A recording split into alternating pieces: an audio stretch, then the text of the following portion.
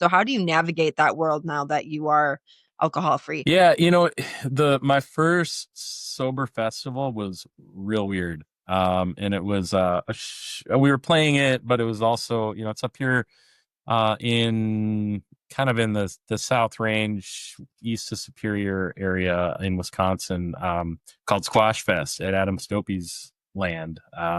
He's a bass player from Feeding Leroy, but it was tough. I was like super anxious, and at one point I had stashed some NA beers in the cooler, and I reached in and grabbed one and cracked it open and took a swig, and I had grabbed the wrong can and had like a big gulp of some, I don't know, red or a stout or something that was in there, and it was like immediately had this moment of panic, and it just kind of went right up to my head, and I was like, wow, that's the feeling that I used to really embrace, that first sip and that like, oh, calm. And then I was like, okay, so I set that aside, and then what really helped me as like a festival goer was I knew a few other folks that and that actually that weekend I found out they were also sober and had been for a while. And so just having people to touch base with and connect with and say, you know even just looking across and just that knowing glance, that gave me a lot of comfort. And I